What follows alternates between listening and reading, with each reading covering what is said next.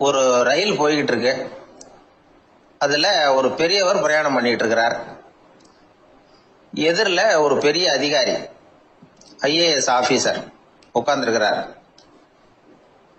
ரெண்டு பேருக்கும் முன்ன பின்ன அறிமுகம் இல்லை. அவர் வேற யாரோ, இவர் வேற யாரோ. ஒரே ரயில்ல பிரயாணம் பண்ணிட்டு இருக்கிறாங்க. அதுவும் எதிர்த்த இருக்கையில ஏதோ ஒரு நகரத்துல வண்டி நின்னுது. ரெண்டு பேரும் கீழே இறங்கினாங்க. பெரியவர் ஒரு ட்ரங்க் பெட்டியோட கீழே இறங்கினார். அந்த அதிகாரி கையில ஒரு சின்ன பெட்டி. அவர் அந்த சின்ன பெட்டியை கீழே வச்சுட்டு கூலி கூலின்னு கத்திக்கிட்டு இருந்தார். இந்த பெரியவர் பார்த்தார். ஐயா, இந்த பெட்டி மட்டும்தானா, இல்ல இன்னும் ஏதாவது இருக்குதா அப்படின்னு விசாரிச்சார். இப்ப அதிகாரி சொன்னாரு, இல்லைங்க இது மட்டும்தான் அப்படின்னு சொன்னார். இதுக்கு என்னத்துக்காக கூலி ஆள், நானே எடுத்துக்கிட்டு வரேனே, வாங்க அப்படின்னு சொல்லி அந்த பெட்டியை அந்த பெரியவர் கையில் எடுத்துக்கிட்டாரு. எடுத்ததும் ரெண்டு பேரும் பேசிக்கிட்டே நடந்து வராங்க. இப்ப பெரியவர் சொன்னார், இப்ப உள்ள நாகரிகம் எப்படி இருக்குன்னா, சுமை கால் பணம், சும கூலி முக்கால் பணம் அப்படிங்கிற மாதிரி இருக்கு. பணத்தை வீணாக்கிறதோட இது கௌரவம்னு வேற நினைக்கிறாங்க அப்படின்னார். அவர் சொல்றது சரிதான். 10 ரூபாய் மதிப்புள்ள ஒரு சுமைய 30 ரூபா கொடுத்து தூக்கிட்டு போவோம். நாமே அதை தூக்கினா நமக்கு கௌரவ குறைச்சல் அப்படின்னு நினைப்போம். இதுதான் நம்ம நிலைமை. ஆனா அந்த பெரியவர் என்ன சொன்னார் தெரியுமா, நீங்க எங்க போகணுமோ அது வரைக்கும் நானே இதை எடுத்துட்டு வரேன் அப்படின்னார். அந்த அதிகாரி பக்கத்துல உள்ள ஒரு ஹோட்டல் வரைக்கும் போனார். பெரியவரும் அங்க கொண்டுட்டு போய் பெட்டியை வச்சார். உடனே அந்த பெரிய அதிகாரி அவருக்கு பணம் கொடுக்கறதுக்காக பர்ஸ் எடுத்தார். உடனே இவரு, ஐயா எனக்கு கூலி எதுவும் வேணாம், உங்களுக்கு சேவை செய்யறது என்னுடைய கடமை. நான் இந்த சேவையை செய்தது பணத்துக்காக இல்லை, அன்புக்காக அப்படின்னு சொல்லிவிட்டார். அதுக்கப்புறம் அவர் நன்றினார். ரெண்டு பேரும் பிரிஞ்சுட்டாங்க. இது முடிஞ்சது. அன்னைக்கு சாயந்தரம் அங்க ஒரு பெரிய கூட்டம் நடக்குது. இந்த அதிகாரியும் அந்த கூட்டத்துக்கு போறார். மக்கள் கூட்டம் ரொம்ப அதிகம். அதனால இந்த அதிகாரியும் ஒரு ஓரமா உட்காந்துக்கிட்டார். அப்புறம் கொஞ்ச நேரத்துல அந்த முக்கிய விருந்தினர் பேசுறதுக்காக வரார் மேடைக்கு. மேடையில இருந்த பெரியவங்க எல்லாம் எழுந்திருச்சு நின்று அவருக்கு மாலை போட்டு மரியாதை செய்யறாங்க. எங்கேயோ ஒரு மூலையில உட்கார்ந்து இருந்தாரு அதிகாரி. அவரு இதை கவனிச்சார். அவருக்கு ரொம்ப ஆச்சரியம், அதிர்ச்சி. ஏன்னா அங்க பேச வந்த முக்கிய விருந்தினர் வேற யாரும் இல்ல, இன்னைக்கு காலையில இவர் பெட்டியை தூக்கிட்டு வந்தாரு பெரியவர், அவர் தான். சரி, அந்த பெரியவர் யார் தெரியுமா, அவர் தான் ஈஸ்வர சந்திர வித்யாசாகர். கூட்டம் முடிஞ்சது. அதிகாரி அவரை தேடி ஓடினார். அவர் கைகளை பிடிச்சுக்கிட்டார். ஐயா என்ன மன்னிச்சுருங்க அப்படின்னாரு. அப்புறம் சொன்னார், அகங்காரம்ங்கிற கெட்ட புத்தி தான் உண்மைய கண்கள்ல இருந்து மறைக்குது. அகங்காரம் தான் மனுஷனை அழிக்குது. நீங்க ரொம்ப பெரிய மனிதர், இருந்தாலும் மனிதத்தன்மையோட நடந்துக்கிறீங்க. இந்த அன்பு, தயவு, பொறுமை இதெல்லாம் இல்லைன்னா மனிதனாக இருக்கிறதுல என்ன பிரயோஜனம் அப்படின்னு சொல்லிவிட்டு அந்த அதிகாரி போனாராம். மனிதத்தன்மைன்னா என்ன அப்படிங்கிற கேள்விக்கு இந்த பெரியவர் ஒரு உதாரணம். இப்பெல்லாம் அப்படியா இருக்கிறாங்க. ஒரு பெரியவர் ஒரு பெட்டியை தூக்கிட்டு வந்துகிட்டு இருக்கிறார். ஒரு இளைஞன் ஓடி வந்தான். கொடுங்க சார், நான் தூக்கிட்டு வரேன்னா. கொடுத்தார். வாங்கி தலையில வச்சுக்கிட்டான். அப்புறம் சொன்னான், அடுத்தவங்க சிரமப்படக்கூடாதுங்கிறது என்னுடைய கொள்கை அப்படின்னா. அது நல்லதுதான் அவரு. கடைசியில பெட்டியை கொடுத்தான். வாங்கிட்டு பரிசை திறந்தார் பணம் கொடுக்கறதுக்காக. வேணாங்க அப்படின்னு விட்டான் அந்த இளைஞன். ஏன்? நான் சொன்னேன் அடுத்தவங்க சிரமப்படக்கூடாதுங்கிறது என்னுடைய கொள்கைன்னு. அதனால உங்களுக்கு சிரமம் கொடுக்கக்கூடாதுங்கிறதுக்காக வரும்பொழுது நானே உங்க பரிசை எடுத்து வேணுங்கிற பணத்தை எடுத்துக்கிட்டு திருப்பி உங்க பாக்கெட்லயே போட்டுட்டேன் அப்படின்னா. இப்படி இருக்குது இந்த காலம். அதனால வாழ்க்கையில அன்பு, தயவு, பொறுமை இதெல்லாம் ரொம்ப அவசியம் அப்படிங்கறத நாம புரிஞ்சுக்கணும். ஒரு ஊர்ல ஒரு ஆள் இருந்தான். கற்பனையிலேயே காலத்தை கடத்திக்கிட்டு இருந்தான். ஒரு நாள் ஒரு மரத்தடியில உட்காந்துருந்தான். அவனுக்கு பசிக்கிற மாதிரி தெரிஞ்சது. உடனே கற்பனையிலேயே சாப்பிட ஆரம்பிச்சுட்டான். அதாவது எதிரில் இலை போட்டு சாப்பாடு போடப்பட்டிருக்கிறதாகவும் அதை இவன் சாப்பிட்றதாகவும் நினைச்சுக்கிட்டு கையை மட்டும் வாய்க்கும் தரைக்குமா அப்படியும் இப்படியும் கொண்டுகிட்டு போய் பாவனை பண்ணிக்கிட்டே இருக்கிறான். தூரத்துல இருந்து பாக்குறவங்களுக்கு இவன் ஏதோ பலமான விருந்து சாப்பிட்டுட்டு இருக்கிறான் அப்படின்னு தான் தோணும். அது மாதிரியே பண்ணிட்டு இருந்தான். அந்த வழியா ஒரு சன்னியாசி வந்துகிட்டு இருந்தார். இவனை பார்த்தார். என்ன இவன் இப்படி பண்ணிட்டு இருக்கிறானே அப்படின்னு நினைச்சாரு. கொஞ்ச நேரம் அவனையே உத்து பார்த்துக்கிட்டு இருந்தார். இவரை பார்த்ததும் அவன் இன்னமும் சுவாரஸ்யமா சாப்பிட ஆரம்பிச்சுட்டான். அப்பப்பா என்ன இது, இந்த குழம்பு இவ்வளவு காரமா இருக்கு, என்னுடைய நாக்கே எரிஞ்சு போடும் போல இருக்க அப்படின்னு சொல்லிட்டு பக்கத்துல ஒரு குவளையை எடுத்து தண்ணி குடிக்கிறது மாதிரி பாவனை பண்றான். அப்பாடா இப்ப கொஞ்சம் பரவாயில்ல அப்படின்னு சொல்லிட்டு குவளையை கீழே வைக்கிறது மாதிரி ஒரு பாவனை பண்றான். சன்னியாசி பார்த்தார். என்னப்பா சாப்பாட்டுல காரம் அதிகமோ அப்படின்னார். ஆமா சுவாமி, ஞாபகம் மறதியில் கொஞ்சம் மிளகாய் அதிகமா சேர்த்துக்கிட்டேன் அப்படின்னா. சரி சாப்பிடு அப்படின்னு சொல்லிட்டார். அவன் சாப்பிட்டு முடிக்கிற வரைக்கும் பொறுமையா உட்காந்துருந்தார். அவன் அப்பாடா அப்படின்னு சொல்லிட்டு மறுபடியும் தண்ணி எடுத்து குடிச்சான். எல்லாம் கற்பனையிலேயே. அதுக்கப்புறம் சன்னியாசி பேச ஆரம்பிச்சார். இதை பாருப்பா, உன்னுடைய கற்பனையை நான் மெச்சுறேன். இருந்தாலும் உன் சாப்பாட்டுல ஒரு இனிப்பையும் வச்சிருக்கலாமே, ஏன் மிளகாய அளவுக்கு அதிகமா போட்டுட்டு அவஸ்தைப்படுறேன் அப்படின்னார். அவன் யோசிக்க ஆரம்பிச்சான். அதுக்கப்புறம் இவர் சொன்னார், இதை பாருப்பா, இனிமேல உன்னுடைய கற்பனையும் உயர்ந்ததாக இருக்கட்டும் அப்படின்னு உபதேசம் பண்ணிவிட்டு போனார். எப்பவும் உயர்வை பத்தியே சிந்திக்கணும். உயர்வு கிடைக்கலன்னா கூட அப்படி சிந்திக்கிறத நிறுத்தப்படாது அப்படிங்கிறார் திருவள்ளுவர். உள்ளுவது எல்லாம் உயர் உள்ளல், மற்ற அது தள்ளினும் தள்ளாமை நேர்த்து. ஊக்கம் இல்லாம உலகத்துல வாழ்ந்து பிரயோஜனம் இல்லை. அதனால உயர்வாவே சிந்திக்கணும். அது நம்மளை ஊக்கப்படுத்தும். இது பெரியோர் வாக்கு. இந்த உலகத்துல கற்பனையிலேயே வாழ்கிற சில கஞ்சர்களும் உண்டு. அதாவது 2 கஞ்சர்கள் 2 பேரும் பக்கத்து பக்கத்து ஊர்ல இருந்தாங்க. பொங்கல் சமயம் ஒரு கஞ்சன் தன்னுடைய மகனை கூப்பிட்டான். இதோ பாருப்பா, பக்கத்து ஊர்ல என்னுடைய நண்பன் ஒருத்தன் இருக்கிறான், அவனுக்கு பொங்கல் பரிசு ஏதாவது கொடுக்கணும். நான் ஒரு 4 ஆட்டுக்குட்டியை தரேன், நீ கொண்டுகிட்டு போய் கொடுத்துட்டு வந்துடுறியா அப்படின்னு கேட்டான். சரி நான் புள்ள, ஒரு பைய கையில் எடுத்துக்கோன்னா. அவன் எடுத்துக்கிட்டான். இந்த ஆட்டுக்குட்டி பிடிச்சிக்கோ அப்படின்னு சொல்லி ஒவ்வொன்னா போடுறேன் பார் அப்படின்னு சொல்லிட்டு 1 2 3 4 அப்படின்னு எண்ணிக்கிட்டே வெறும் சைகையாலேயே ஆட்டுக்குட்டியை பிடிச்சி போடுறது மாதிரி பாவனை பண்ணிட்டு இருக்கிறான். அவன் பிள்ளையும் அது ரொம்ப அக்கறையா வாங்கிக்கிறது மாதிரி வாங்கிக்கிட்டு அந்த பைய தூக்கிட்டு அடுத்த ஊருக்கு போறான். இவன் அங்க போய் சேர்ந்த நேரத்துல அந்த கஞ்சன் ஊர்ல இல்ல, எங்கேயோ வெளியில போயிருக்கிறான். அவனோட புள்ள மட்டும்தான் வீட்டுல இருந்தான். இவன் அவன்கிட்ட, இதை பாரு, எங்க அப்பா உங்க அப்பாவுக்கு ஆட்டுக்குட்டி கொடுத்து அனுப்பியிருக்கிறாரு, பிடிச்சிக்கோ அப்படின்னு சொல்லி பாவனையிலேயே ஒவ்வொன்னா எடுத்து அவன்கிட்ட கொடுத்துட்டான். அவனும் வாங்கிட்டான் வாங்கறது மாதிரி. அப்புறம் சொன்னான், சரிப்பா நானும் பதிலுக்கு ஏதாவது ஒன்னுகிட்ட கொடுக்கணும் இல்லையா, அதனால அந்த பைய புடி, ஒரு 10 எலுமிச்சம்பழம் தரேன், பதிலுக்கு அதை நீ எடுத்துட்டு போ அப்படின்னு சொல்லி கையாலேயே ஒவ்வொன்னா எடுத்து போடுறது மாதிரி பாவனை பண்ணிவிட்டான். அவனும் ரொம்ப நன்றி அப்படின்னு சொல்லிவிட்டு அதை வாங்கிட்டு போயிட்டான். கொஞ்ச நேரம் கழிச்சு வெளியில போயிருந்த அப்பங்காரன் திரும்பி வந்தான். உள்ள சொன்னான், அப்பா உன்னோட நண்பர் அவருடைய மகன் மூலமா உனக்கு 6 ஆட்டுக்குட்டி கொடுத்து அனுப்பியிருந்தார், நானும் பதிலுக்கு ஒரு 10 எலுமிச்சம்பழம் கொடுத்து அனுப்பியிருக்கிறேன் அப்படின்னா. எப்படிடா கொடுத்தேன்னு கேட்டார் அப்பா. இப்படிதான் கொடுத்தேன்னு சொல்லி சைகையிலேயே காட்டினான். இதை பார்த்ததும் அப்பங்காரனுக்கு பயங்கரமா கோபம் வந்துட்டுது. பலார்னு அரைஞ்சுட்டான் பையனு. ஏன்பா அரைஞ்ச, 10 எலுமிச்சம்பழம் கொடுத்துட்டேனே அப்படிங்கிறதுக்காகவா அப்படின்னு கேட்டான். அது கூட பரவாயில்ல, நீ காட்டுற சைகையை பார்த்தா ஆரஞ்சு பழம் சைஸுக்கு இருக்குதே, அவ்வளவு பெருசா ஏன் கொடுத்த, அதுதான் எனக்கு கோபம் அப்படி. ஒருத்தர் சிகரெட்டும் கையுமா வந்தார்.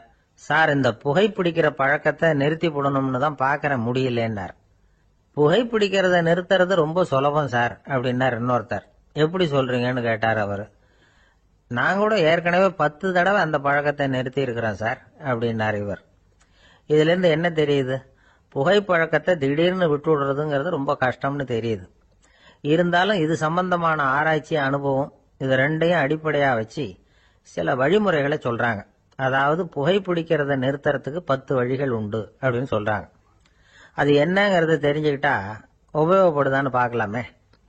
முதல் கருத்து என்னன்னா, கொஞ்ச நாளைக்கு புகைப்பிடிக்கிற நண்பர்களை விட்டு விலகி இருக்கணும். இதனால புகைப்பிடிக்கிற ஆசை குறையும், அந்த பழக்கத்தை மறுபடியும் ஆரம்பிக்கப்படாதுங்கிற எண்ணம் உறுதிப்படும். 2வது கருத்து, புகைப்பிடிக்கிறதை எதிர்த்து தீவிரமா பிரச்சாரம் செய்ய ஆரம்பிச்சிடணும். அது அடுத்தவங்களுக்கும் உபயோகப்படும், உங்களுக்கும் உபயோகப்படும். உங்க உள்ளுணர்வை அது தூண்டும், உங்களை உறுதி கொள்ள வைக்கும். 3வது கருத்து என்னன்னா, தினமும் 2 தடவை குளிக்கணும். எப்படி தெரியுமா, முதல்ல வெது வெதுப்பான தண்ணீர், அப்புறம் குளிர்ந்த தண்ணீர், இப்படி மாறி மாறி குளிக்கணுமா. 4வது கருத்து, உடற்பயிற்சிகள் செய்யணும். மூச்சு வாங்குற மாதிரியான பயிற்சிகள் ரொம்ப நல்லதான்.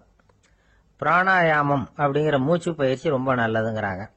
அப்புறம் 5வது கருத்து, சாப்பாடு மிதமா இருக்கணும், சீரா இருக்கணும். பச்சை காய்கறிகள், பழங்கள் சாப்பாடுல சேர்த்துக்கலாம்.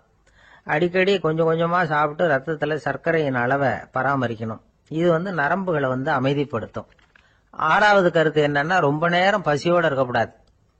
புகைப்பிடிக்கிறத நிறுத்த முயற்சி செய்யும் பொழுது எடை குறைப்பு நடவடிக்கைகளை மேற்கொள்ளக்கூடாது.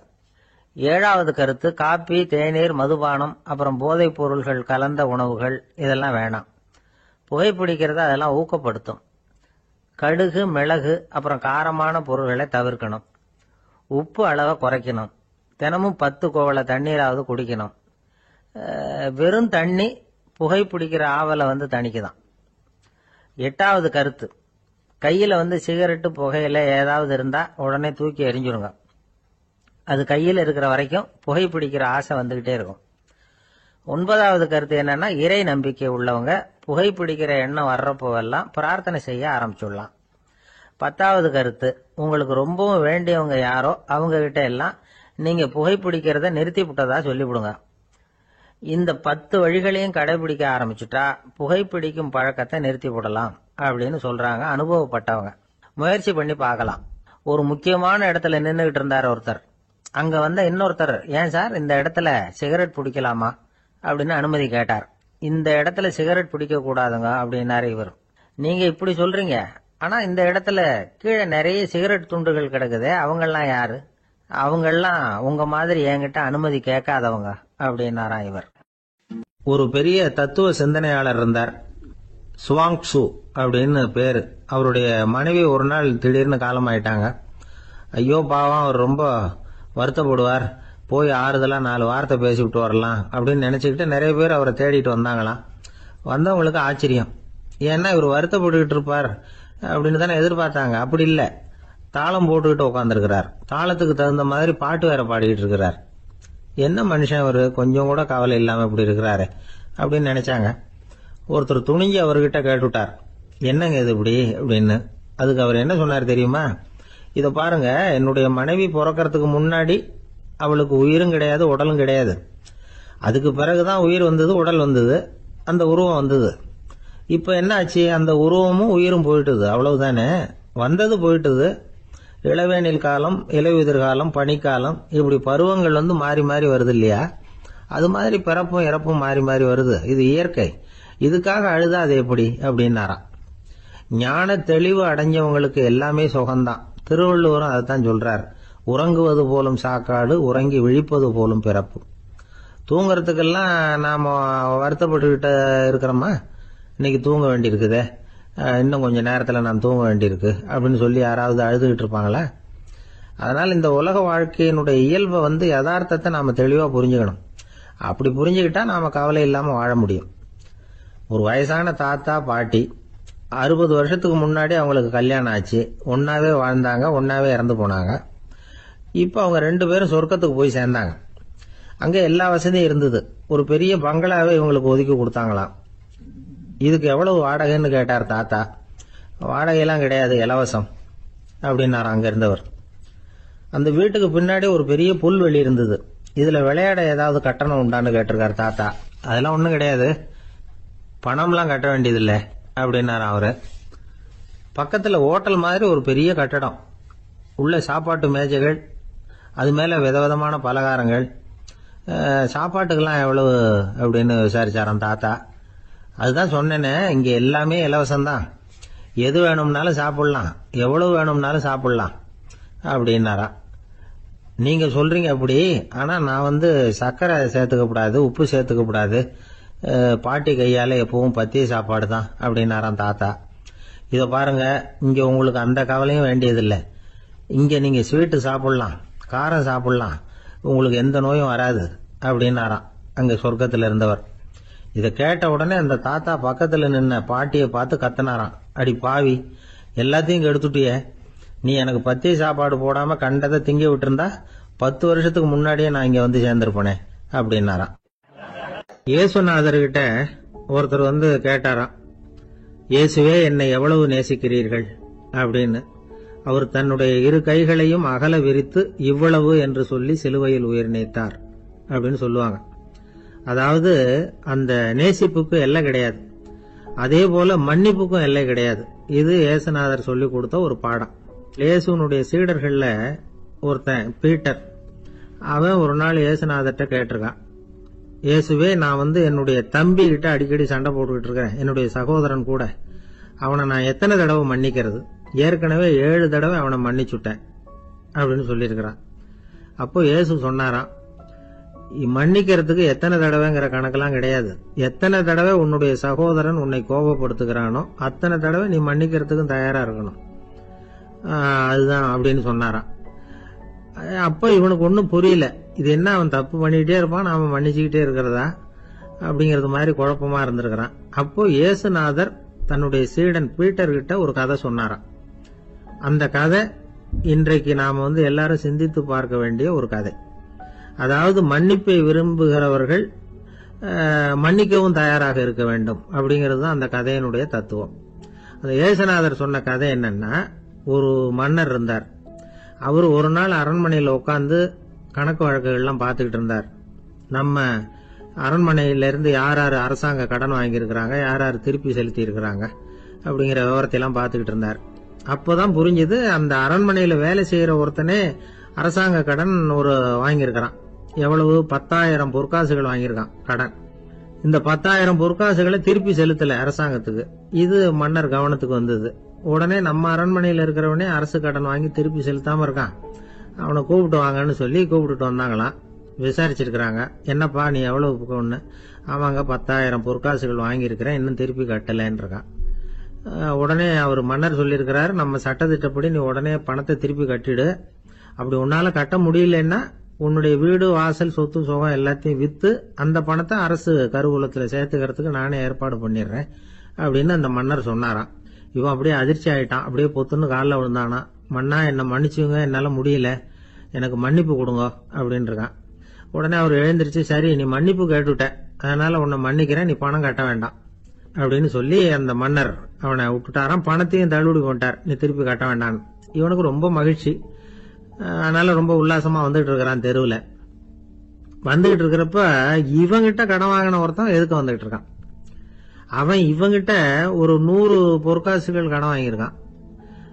அவன் வந்தான், இவன் போய் அவன் சாட்டையா பிடிச்சிக்கிட்டான், நீ எப்படா என் கடனை திருப்பி கொடுக்க போறேன்னு. அவன் இப்ப முடியல, கொஞ்சம் பொறுத்துக்கா, அப்புறம் தரேன் இருக்கான். அதெல்லாம் முடியாது, நீ கொடுத்துதான் ஆகணும் அப்படின்னு இவன் புடிவமா சொல்றான். இப்ப நிலைமையை பாருங்க, இவன் ஏற்கனவே 10,000 பொற்காசுகள் அரசாங்கத்துல கடன் வாங்கினா அதுக்கு மன்னிச்சு விட்டுட்டாரு இவனை. ஆனா இவன் இன்னொருத்தனை மன்னிக்கிறதுக்கு தயாரா இல்ல. இவங்கிட்ட கடன் வாங்கின இன்னொருத்தன் 10 பொற்காசுகள், அவனை மன்னிக்க தயாரா இல்ல. அவனை கொண்டு போய் நீதிமன்றத்துல கொண்டு போய் நிறுத்தி தண்டனை வாங்கி கொடுத்துட்டான். நீதிபதி என்ன சொன்னாரு, அந்த இவன் வாங்கின பொற்காசுகளை திருப்பி கட்டுற வரைக்கும் ஜெயில இருக்கணும்ங்கிறது தீர்ப்பு. ஆனா உடனே அரசர் காதுல விழுந்தது. சொல்லிட்டாங்க, உங்ககிட்ட மன்னிப்பு வாங்கிட்டு போனானே ஒருத்தன், அவன் இன்னொருத்தனை மன்னிக்கிறதுக்கு தயாரா இல்ல, அவனை கொண்டு போய் ஜெயில அடைச்சுட்டான் அப்படின்னு. உடனே மன்னர் பார்த்தார், இவனை மறுபடியும் கூப்பிட்டு வர சொன்னார். தபாரப்பா, நான் உன்னை மன்னிச்சு விட்டேன், ஆனா நீ இன்னொருத்தனை மன்னிக்கிறதுக்கு தயாரா இல்ல, அதனால என்னுடைய தீர்ப்பையும் மாத்துறேன், நீயும் அரசு கடன் தீர்ற வரைக்கும் ஜெயில தான் இருக்கணும் அப்படின்னு சொல்லி ஜெயிலுக்கு அனுப்பிச்சுட்டாராம். இப்படி ஒரு கதையை இயேசுநாதர் தன்னுடைய சீடருக்கு சொன்னதாக ஒரு வரலாறு. அது என்ன, அதுல இருந்து நாம புரிந்து கொள்ள வேண்டியதுன்னா, நாம மன்னிக்கப்படணும்னு நாம விரும்புறோம்னா நாம இன்னொருத்தரை மன்னிக்கிறதுக்கு தயாரா இருக்கணும். அதனால நாம இன்னொருத்தரை யாரையும் மன்னிக்க மாட்டோம், ஆனா என்ன இன்னொருத்தர் மன்னிக்கணும் அப்படிங்கறது மாதிரி செய்யக்கூடாதுன்னு சொல்லுவாங்க. அது மாதிரி நாம இப்ப இது தப்பா புரிஞ்சுக்கிறவங்களும் இருக்கிறாங்க. பாவம் மன்னிப்புங்கிறதுலாம் எதுக்குன்னா, அதாவது மறுபடியும் பாவம் செய்யாம இருக்கிறதுக்காக தான். அதான் மன்னிக்கிறாரே அப்படிங்கறதுக்காக மறுபடியும் பாவம் பண்ணிட்டு இருக்கிறது இல்ல. அதான் ஒருத்தர் கேட்டாராம், பாவத்திலிருந்து மன்னிப்பு கிடைக்கணும்னா நீ என்ன செய்யணும் அப்படின்னு கேட்டிருக்காரு. அதுக்கு அவன் சொல்லியிருக்கிறான், நான் முதல்ல பாவம் செய்யணும், அப்பதானே மன்னிப்பு கிடைக்கும் அப்படின்னு நானா. இப்படிப்பட்டவர்கள் தான் இன்னைக்கு உலகத்துல அதிகமா இருக்கிறாங்க. அதனால இந்த மன்னிப்பின் மகத்துவம்ங்கிறது இயேசுநாதர்ட்ட இருந்து தான் நாம புரிஞ்சுக்கணும்.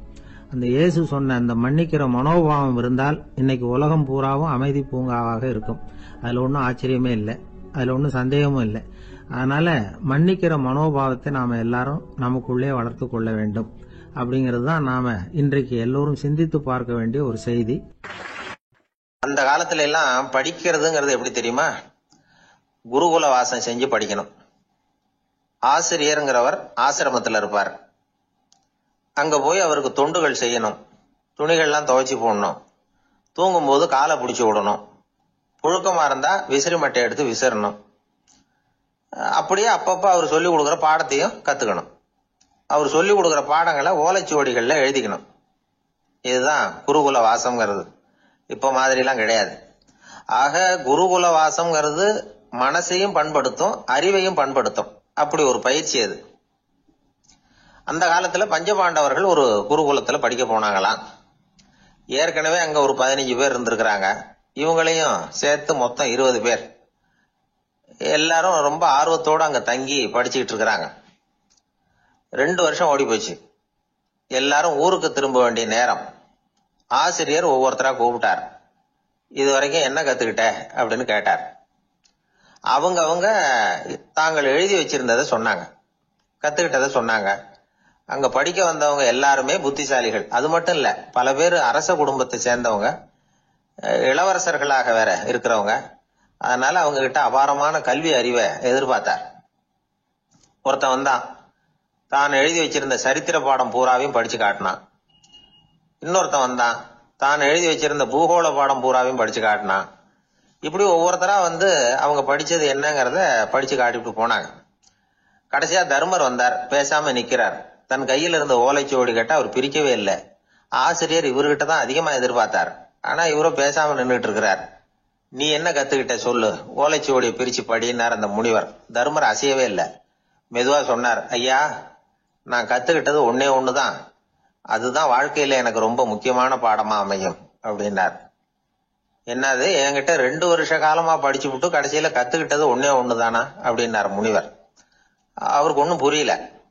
மற்ற மாணவர்களை விட இவர் பண்புகள்ல உயர்ந்தவர், அறிவுல சிறந்தவர், வயசுல முதிர்ந்தவர். இவரே இப்படி சொன்னா மத்தவங்க நிலைமை என்னத்துக்கு ஆறுது? அவங்க ரொம்பவும் கெட்டு போயிடுவாங்களே அப்படின்னு அவர் யோசனை பண்ணார். தர்மா, நல்லா யோசனை பண்ணி பதில் சொல்லு. 2 வருஷமா நீ வந்து கத்துக்கிட்டது என்ன அப்படின்னு தானே நான் கேக்குறேன்.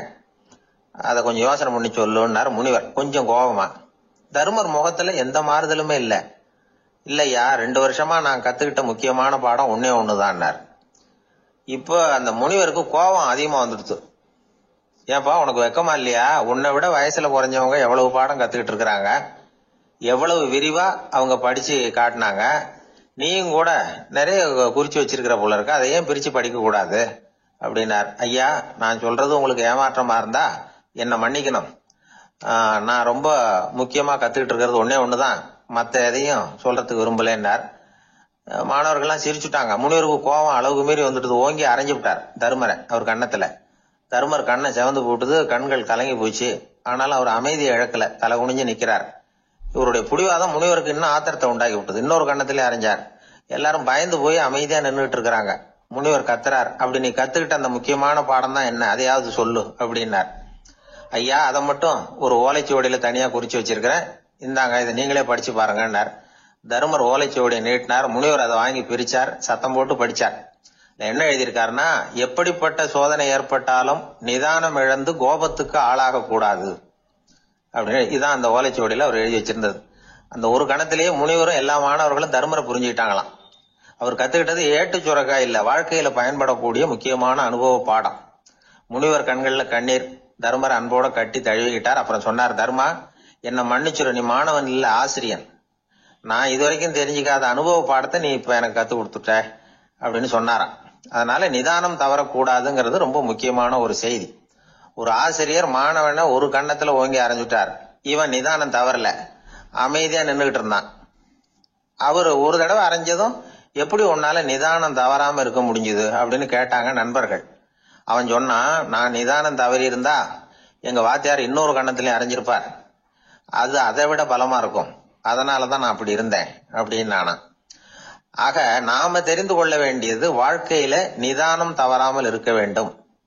அதுதான் வெற்றியின் ரகசியம். ஒரு ஊர்ல ஒரு ஆள் இருந்தான். கற்பனையிலேயே காலத்தை கடத்திக்கிட்டு இருந்தான்.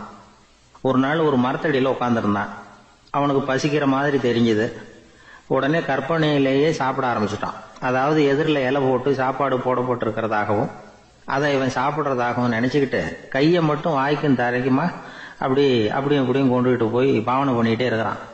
தூரத்துல இருந்து பாக்குறவங்களுக்கு இவன் ஏதோ பலமான விருந்து சாப்பிட்டுட்டு இருக்கிறான் அப்படின்னு தான் தோணும். அது மாதிரியே பண்ணிட்டு இருந்தான். அந்த வழியா ஒரு சன்னியாசி வந்துகிட்டு இருந்தார். இவனை பார்த்தார். என்ன இவன் இப்படி பண்ணிட்டு இருக்கிறானே அப்படின்னு நினைச்சாரு. கொஞ்ச நேரம் அவனையே உத்து பார்த்துக்கிட்டு இருந்தார். இவரை பார்த்ததும் அவன் இன்னமும் சுவாரஸ்யமா சாப்பிட ஆரம்பிச்சுட்டான். அப்பப்பா என்ன இது, இந்த குழம்பு இவ்வளவு காரமா இருக்கு, என்னுடைய நாக்கே எரிஞ்சு போடும் போல இருக்கு அப்படின்னு சொல்லிட்டு பக்கத்துல ஒரு குவளையை எடுத்து தண்ணி குடிக்கிறது மாதிரி பாவனை பண்றான். அப்பாடா இப்ப கொஞ்சம் பரவாயில்ல அப்படின்னு சொல்லிட்டு குவளையை கீழே வைக்கிறது மாதிரி ஒரு பாவனை பண்றான். சன்னியாசி பார்த்தார். என்னப்பா சாப்பாட்டுல காரம் அதிகமோ அப்படின்னார். ஆமா சுவாமி, ஞாபகம் மறதியில் கொஞ்சம் மிளகாய் அதிகமா சேர்த்துக்கிட்டேன் அப்படின்னா. சரி சாப்பிடு அப்படின்னு சொல்லிட்டார். அவன் சாப்பிட்டு முடிக்கிற வரைக்கும் பொறுமையா உட்காந்துருந்தார். அவன் அப்பாடா அப்படின்னு சொல்லிட்டு மறுபடியும் தண்ணியை எடுத்து குடிச்சான். எல்லாம் கற்பனையிலேயே. அதுக்கப்புறம் சன்னியாசி பேச ஆரம்பிச்சார். இதை பாருப்பா, உன்னுடைய கற்பனையை நான் மெச்சுறேன். இருந்தாலும் உன் சாப்பாட்டுல ஒரு இனிப்பையும் வச்சிருக்கலாமே, ஏன் மிளகாய அளவுக்கு அதிகமா போட்டுட்டு அவஸ்தைப்படுற அப்படின்னார். அவன் யோசிக்க ஆரம்பிச்சான். அதுக்கப்புறம் இவர் சொன்னார், இதை பாருப்பா, இனிமேல உன்னுடைய கற்பனையும் உயர்ந்ததாக இருக்கட்டும் அப்படின்னு உபதேசம் பண்ணிவிட்டு போனார். எப்பவும் உயர்வை பத்தியே சிந்திக்கணும். உயர்வு கிடைக்கலன்னா கூட அப்படி சிந்திக்கிறத நிறுத்தப்படாது அப்படிங்கிறார் திருவள்ளுவர். உள்ளுவது எல்லாம் உயர் உள்ளல், மற்ற அது தள்ளினும் தள்ளாமை நேர்த்து. ஊக்கம் இல்லாம உலகத்துல வாழ்ந்து பிரயோஜனம் இல்லை. அதனால உயர்வாவே சிந்திக்கணும். அது நம்மளை ஊக்கப்படுத்தும். இது பெரியோர் வாக்கு. இந்த உலகத்துல கற்பனையிலேயே வாழ்கிற சில கஞ்சர்களும் உண்டு. அதாவது 2 கஞ்சர்கள் 2 பேரும் பக்கத்து பக்கத்து ஊர்ல இருந்தாங்க. பொங்கல் சமயம் ஒரு கஞ்சன் தன்னுடைய மகனை கூப்பிட்டான். இதோ பாருப்பா, பக்கத்து ஊர்ல என்னுடைய நண்பன் ஒருத்தன் இருக்கிறான், அவனுக்கு பொங்கல் பரிசு ஏதாவது கொடுக்கணும். நான் ஒரு 4 ஆட்டுக்குட்டியை தரேன், நீ கொண்டுகிட்டு போய் கொடுத்துட்டு வந்து விடுறியா அப்படின்னு கேட்டான். சரி நான் புள்ள, ஒரு பைய கையில் எடுத்துக்கோன்னா. அவன் எடுத்துக்கிட்டான். இந்த ஆட்டுக்குட்டி பிடிச்சிக்கோ அப்படின்னு சொல்லி ஒவ்வொன்னா போடுறேன் பார் அப்படின்னு சொல்லிட்டு 1 2 3 4 அப்படின்னு எண்ணிக்கிட்டே வெறும் சைகையாலேயே ஆட்டுக்குட்டியை பிடிச்சி போடுறது மாதிரி பாவனை பண்ணிட்டு இருக்கிறான். அவன் பிள்ளையும் அது ரொம்ப அக்கறையா வாங்கிக்கிறது மாதிரி வாங்கிக்கிட்டு அந்த பைய தூக்கிட்டு அடுத்த ஊருக்கு போறான். இவன் அங்க போய் சேர்ந்த நேரத்துல அந்த கஞ்சன் ஊர்ல இல்ல, எங்கேயோ வெளியில போயிருக்கிறான். அவனோட புள்ள மட்டும்தான் வீட்டுல இருந்தான். இவன் அவன்கிட்ட, இதை பாரு, எங்க அப்பா உங்க அப்பாவுக்கு ஆட்டுக்குட்டி கொடுத்து அனுப்பியிருக்கிறாரு, பிடிச்சிக்கோ அப்படின்னு சொல்லி பாவனையிலேயே ஒவ்வொன்னா எடுத்து அவன்கிட்ட கொடுத்துட்டான். அவனும் வாங்கிட்டான் வாங்கறது மாதிரி. அப்புறம் சொன்னான், சரிப்பா நானும் பதிலுக்கு ஏதாவது ஒன்னுகிட்ட கொடுக்கணும் இல்லையா, அதனால அந்த பைய புடி, ஒரு 10 எலுமிச்சம்பழம் தரேன், பதிலுக்கு அதை நீ எடுத்துட்டு போ அப்படின்னு சொல்லி கையாலேயே ஒவ்வொன்னா எடுத்து போடுறது மாதிரி பாவனை பண்ணிவிட்டான்.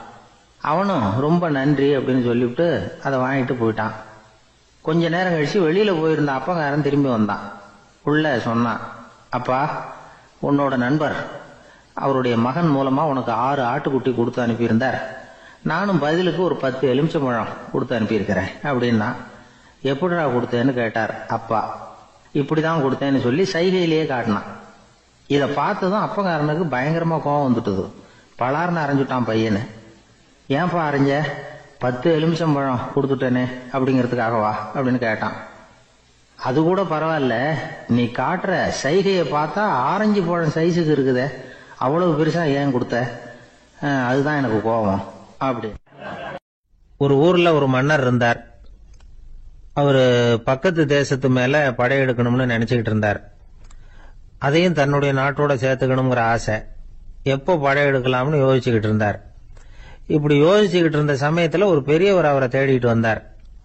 அவர் அடிக்கடி வருவார், அவர்கிட்ட பேசிக்கிட்டு இருப்பார். இப்போ அப்படித்தான் வந்தார். என்ன மன்னா யோசனைன்னாரு. இவர் தன்னுடைய யோசனையை சொன்னார்.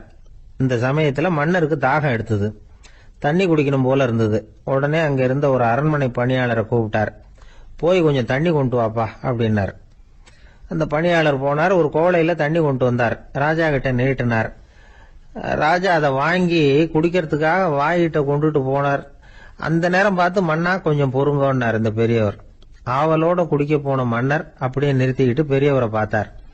இப்ப அந்த பெரியவர் சொன்னார், மன்னா இப்ப உங்களை விட வலிமை உள்ள ஒரு சக்தி உங்களுக்கு தண்ணி கொடுக்க மறுத்துடுதுன்னு வைங்க, உங்களை குடிக்க விடாம தடுத்துடுது அப்படின்னா, இப்ப இந்த ஒரு கோவள தண்ணீரை என்ன விலை கொடுத்து வாங்குவீங்க அப்படின்னு கேட்டார்.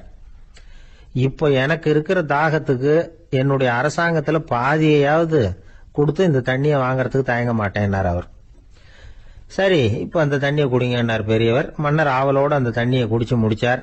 அதுக்கப்புறம் கொஞ்ச நேரம் தன்னுடைய படையெடுப்பு பத்தி சொல்லிட்டு இருந்தார். கொஞ்ச நேரம் கழிச்சு மறுபடியும் இந்த பெரியவர் கேட்டார், மன்னா, இப்போ நீங்க ஒரு கோவள தண்ணீரை குடிச்சு முடிச்சுட்டீங்க. இப்ப அந்த தண்ணீர் உங்க உடம்ப விட்டு வெளியில வரக்கூடிய பாதை அடப்பட்டு போச்சு அப்படின்னு வச்சுங்க, அதை வெளியேற்றுவதற்காக நீங்க எவ்வளவு செலவழிப்பீங்க அப்படின்னு கேட்டார். மன்னர் யோசனை பண்ணார். அப்படி ஒரு நிலைமை ஏற்பட்டு போச்சுன்னா என்னுடைய அரசாங்கம் பூராவையும் அதுக்கு ஈடா தர்றதுக்கு கூட தயங்க மாட்டேன்னார். இப்ப அந்த பெரியவர் சொன்னார், எந்த அரசாங்கத்தின் மதிப்பு ஒரு கோவள தண்ணீர் அளவுக்கு கூட இல்லையோ அந்த அரசாங்கத்தை அடையணுங்கிற பேராசையில மனிதர்கள் தங்களுடைய சகோதரர்கள் கூடவே சண்டை போட்டுக்கிறாங்களே, அதுல ஏதாவது அர்த்தம் இருக்குதா அப்படின்னாராம். மன்னருக்கு இப்பதான் அர்த்தம் புரிஞ்சுதான். மனசுல தெளிவு உண்டாச்சு. தன் மனசுக்குள்ள உண்டான வெறிய விரட்டி அடிச்சு விட்டார். அதுக்கப்புறம் நிம்மதியா ஆட்சி புரிஞ்சார். இப்படி ஒரு கதை. உயிருக்கு என்ன விலை கொஞ்சம் யோசனை பண்ணி பாருங்க. ஆனா அது இப்ப எவ்வளவு மலிவா போயிட்டுது, அதையும் யோசனை பண்ணி பாருங்களேன். ஆசை பேராசையா மாறுது, அப்புறம் அது வெறியா ஆகுது, அதுக்கப்புறம் பைத்தியம் முடியுது. இந்த காலத்து மனிதர்களுக்கு 2 விதமான பைத்தியம் பிடிச்சிருக்கிறதாக ஒரு பெரியவர் சொல்றார். ஒன்னு பணம், இன்னொன்னு அதிகாரம். இதெல்லாம் எவ்வளவு காலத்துக்கு நீடிக்கும்? ஒரு சர்வாதிகார நாட்டுல 3 பேர் ஜெயில இருட்டு அறையில பேசிட்டு இருக்கிறாங்க. நீ எப்படி இந்த ஜெயிலுக்கு வந்த அப்படின்னு ஒருத்தர் கேட்டாராம். இந்த நாட்டு ராஜாவை ஆதரிச்சு நான் பிரச்சாரம் பண்ணினேன், அதனால கூட்டத்துல தகராறு வந்துட்டுது, கலவரமா போச்சு, அதுக்கு நான் தான் காரணம்னு அரெஸ்ட் பண்ணி இங்க கொண்டாந்து போட்டாங்க அப்படின்னாராம் அவரு. சரி, நீ எப்படி இங்க வந்த அப்படின்னு இன்னொருத்தரை பார்த்து கேட்டிருக்கார். நான் இந்த நாட்டு ராஜாவை எதிர்த்து பிரச்சாரம் பண்ணேன், அதனால கலவரம், அரெஸ்ட் பண்ணி கொண்டாந்து போட்டாங்கன்னார். சரிப்பா, நீ எப்படி அங்க வந்த அப்படின்னு 3வது ஆளை பார்த்து இவங்க கேட்டாங்களாம். இதுக்கு அந்த ஆள் மெதுவா வெளிச்சத்துக்கு நான் தான் இந்த நாட்டு ராஜா அப்படின்னா. ஒரு ஊர்ல ஒரு குரு இருந்தார், ஜென் குரு. அவரை தேடிட்டு ஒரு மன்னர் வந்தார். வந்தவர் ஜப்பான் மன்னர். தோட்டக்கலையை பத்தி தெரிஞ்சிட்டு போறதுக்காக அவர் வந்தார். எப்படி தோட்டம் அமைக்கிறது அப்படிங்கறத பத்தி அந்த குரு விவரமா சொல்லி கொடுத்தாரு. 1 நாள் 2 நாள் இல்ல, 3 வருஷம் கத்து கொடுத்தார். அதுக்கப்புறம் சொன்னார், நான் கத்து கொடுத்துட்டேன், இனிமே நீங்க போகலாம், போய் தோட்டம் அமைக்கலாம், அதுதான் உங்களுக்கு பரிசை. தோட்டம் அமைச்ச பிறகு சொல்லி அனுப்புங்க, நான் பாக்கிறேன். நீங்க இங்க என்னவெல்லாம் கத்துக்கிட்டீங்களோ அதையெல்லாம் அங்க செயல்முறையில செஞ்சு காட்டுங்க அப்படின்னு சொல்லி அனுப்பி வச்சார். மன்னர் போனார். அரண்மனைக்கு பக்கத்திலேயே ஒரு பெரிய தோட்டத்தை உண்டு பண்ணினார். அழகான மரங்களையும் செடிகளையும் உருவாக்கினாரு. கிட்டத்தட்ட 1000 தோட்டக்காரர்களை பயன்படுத்தி 3 வருஷங்கள் முயற்சி பண்ணி அந்த அழகான தோட்டத்தை உருவாக்கினார். குரு கிட்ட இருந்து செய்தி வந்தது, நாளைக்கு தோட்டத்தை பாக்கிறேன் அப்படின்னு. மன்னர் உடனே சுறுசுறுப்பாயிட்டார். முதல் நாளே தோட்டத்தை சுத்தப்படுத்தினார். ராத்திரி பூரா யாரும் தூங்கல. எல்லாருக்கும் தோட்டத்தை ஒழுங்குபடுத்துற வேலை. அது அந்தந்த இடத்துல ஒழுங்கா இருக்குதா அப்படின்னு சரி பார்த்தாங்க. ஒரு தவறும் இல்லாத வகையில அதை ஒழுங்குபடுத்தினாங்க. மறுநாள் குரு வந்தார், தோட்டத்தை பார்த்தார். அவருக்கு கோபம் வந்துட்டுது. மன்னருக்கு ஆச்சரியம், எப்பவும் சிரிச்சுக்கிட்டே இருக்கிறவர் இப்ப எப்படி இருக்கிறாரே அப்படின்னு. மெதுவா குரு கிட்ட போய், எல்லாம் சரியா தானே இருக்குது அப்படின்னார். எல்லாம் சரிதான், ஆனாலும் எங்கே அந்த பொன்னிற காற்று அப்படின்னார். உதிர்ந்த இலைகள், பொன் மஞ்சள் நிற இலைகள் காற்றில் அப்படி புரண்டு ஓடுவதை நான் பார்க்க முடியவில்லையே அப்படின்னாராம். அது இல்லாம இந்த தோட்டம் உயிரோட்டம் உள்ளதா இருக்காது, இதுல பாடல் இல்லை, ஆடல் இல்லை, அதெல்லாம் இல்லாம இந்த தோட்டம் ரொம்பவும் செயற்கையா தெரியுதுன்னாராம். மன்னர் இப்பதான் யோசனை பண்ணார். கீழே கிடந்த காஞ்சி போன இலைகள் மட்டும் இல்ல, மரத்துல இருந்த காஞ்சி போன இலைகளையும் அப்புறப்படுத்தி சுத்தமா வச்சிருக்கிறார். இறப்பும் வாழ்க்கையினுடைய ஒரு பகுதி தான். மரணம்ங்கிறது வாழ்க்கைக்கு எதிரானது அல்ல, அதை நிரப்பும் ஒரு பகுதி தான் அது. மரணம் இல்லையில் வாழ்க்கையே இல்லை அப்படிங்கிறது பெரியவங்க கருத்து. இப்ப அந்த தோட்டம் அழகாதான் இருக்குது, இருந்தாலும் அது ஒரு ஓவியம் மாதிரி உயிர் இல்லாமல் இருக்கு. குரு ஒரு வாளியை கையில எடுத்துக்கிட்டார். தோட்டத்தை விட்டு வெளியில போனார். ஏற்கனவே வீசி எறிந்த அந்த சருகுகளை எல்லாம் அள்ளி கொண்டுட்டு வந்தார். உள்ள எல்லா இடங்கள்லயும் அதை வீசினார். உடனே காத்து அந்த காய்ந்த சருகுகளையும் பழுத்த இலைகளையும் அசைக்க ஆரம்பிச்சுட்டுது. இப்போ அங்க சலசல சத்தம், சங்கீதம், இலைகளின் நடனம், ஓவியம் மாதிரி இருந்த அந்த தோட்டத்துக்கு இப்போ உயிர் வந்துட்டுது. இதுதான் அந்த பொன்னான காற்று அப்படின்னாராம் குரு. மன்னருக்கு புரிஞ்சுது. மிகப்பெரிய ஜென் கேள்வி ஒன்று உண்டு. உம்மான் அப்படிங்கிற ஒரு பெரிய குருவை பார்த்து துறவி ஒருத்தர் கேட்டாராம், இலைகள் எல்லாம் கீழே விழுந்து மரங்கள் மொட்டையாக இருக்கும் பொழுது என்ன நடக்கும்? இதுதான் கேள்வி. இதுக்கு உம்மான் சொன்ன பதில் பொன்னான காற்று, தி கோல்டன் விண்ட் அப்படின்னாராம். இதுக்கு என்ன விளக்கம்னா, உன்னுடைய எண்ணங்கள் எல்லாம் உன்னுடைய மனசிலிருந்து கீழே விழுந்து உனது உள்ளுணர்வானது மொட்டையாக நிற்கும் நிலைதான் அது. உனது வேர்களின் அருகில் காற்று வீசுகிறது. எல்லா எண்ணங்களும் உன்னிலிருந்து வெகு தூரத்துக்கு புரண்டு கொண்டே சென்று விடுகிறது. நீ அவற்றை கடந்து விட்டால் நீ அவைகளுக்கெல்லாம் மேலெழுந்து கீழே பார்ப்பவனைப் போல நிற்க ஆரம்பித்து விடுவாய். அதுதான் தியானம் என்பது அப்படின்னு சொல்றாங்க. தியானம்ங்கிறது எண்ணத்துக்கு எதிரானதில்லை. தியானம்ங்கிறது எண்ணங்களை கடந்து செல்வதுதான். அதுக்கப்புறம் நாம பொன்னிற காற்றுல ஆட ஆரம்பிச்சிருவோம். இதுதான் பெரியவர்கள் சொல்றது. என்கிட்ட ஒருத்தர் தோட்டம் அமைக்கணும்னு யோசனை கேட்டு வந்தார். எல்லாம் சொல்லி கொடுத்தேன். செடிகள்லாம் செழிப்பா வளரணும்னா வேர் காயாம பாத்துக்குங்க, தினமும் தண்ணி விடுங்க அப்படின்னு சொல்லி அனுப்பி வச்சேன். ஒரு மாசம் கழிச்சு ஒரு தோட்டத்தை பாக்கிறதுக்காக போனேன். போய் பார்த்தா எல்லா செடியும் வாடி கிடக்குது. என்னங்க இப்படி பண்ணிவிட்டீங்கன்னு. நீங்க சொன்னபடிதான் செஞ்சேன்னார். என்ன செஞ்சீங்கன்னு கேட்டேன். வேறு காயாம பாத்துக்க சொன்னீங்க, தினமும் ஒரு தடவை எல்லா செடியையும் ஒவ்வொன்னா புடுங்கி பார்த்து வேறு காயாம இருக்கா அப்படின்னு பார்த்துட்டு அதுக்கப்புறம் தண்ணி பாய்ச்சனே, அவ்வளவு. ஒரு ஊர்ல ஒரு பெரியவர் இருந்தார். ஒரு நாள் அவரை தேடி ஒருத்தர் வந்தார். ஐயா, நான் கடவுளை பரிபூர்ணமா நம்புறேன் அப்படின்னார். சரி, அந்த நம்பிக்கை உனக்கு எப்படி வந்ததுன்னு கேட்டார் இவர். அவர் சொல்ல ஆரம்பிச்சார். ஐயா, எனக்கு கல்யாணம் ஆகி 10 வருஷம் ஆச்சு. ஆனாலும் குழந்தை பாக்கியம் இல்லை. அதுக்கு என்ன காரணமா இருக்கும்னு நான் யோசனை பண்ணிட்டு இருந்தப்போ நண்பர் ஒருத்தர் ஒரு ஆலோசனை சொன்னார். உனக்கு மதப்பற்று இல்லை, எந்த கடவுளையுமே நம்ப மாட்டேங்கிற, அதுதான் காரணம். கடவுளை நம்பு, உனக்கு குழந்தை பாக்கியம் கிடைக்கும் அப்படின்னார். அவர் அப்படி சொன்னாரே தவிர எனக்கு சந்தேகம்தான். இருந்தாலும் அவர் சொன்னபடியும் நடந்துதான் பார்ப்போமே அப்படின்னு முடிவு பண்ணேன். கடவுளை நம்ப ஆரம்பிச்சேன். அந்த வருஷமே அழகான ஆண் குழந்தை பிறந்தது. எல்லாம் இறைவன் அருள் அப்படின்னார். இவர் இப்படி சொன்னதை கேட்டதும் அந்த பெரியவர் சொன்னார், நீ சொல்றதெல்லாம் சரிதான். இருந்தாலும் இந்த காலத்துல எந்த ஒரு காரியமா இருந்தாலும் அதை சோதனை செஞ்சு பார்த்துட்டு தான் ஒரு முடிவுக்கு சேர முடியும். அறிவுபூர்வமான முடிவு அதுவா தான் இருக்கும். அறிவியல் சோதனைகள் அப்படித்தான். ஒரு குறிப்பிட்ட விஷயத்தை பத்தி எத்தனை தடவை சோதனை பண்ணாலும் ஒரே முடிவு தான் கிடைக்கணும். அதுதான் சரியா இருக்கும். அதனால இப்ப மறுபடியும் ஒரு சோதனைன்னார். என்ன செய்யணும் அப்படின்னு கேட்டார் இவர். கடவுள்கிட்ட ஒரு பெண் குழந்தை வேணும்னு கேளு. முதல்ல ஆண் குழந்தைய கொடுத்தது மாதிரியே இப்போ ஒரு பெண் குழந்தையையும் கொடுக்கறாரா பார்க்கலாம் அப்படின்னார்.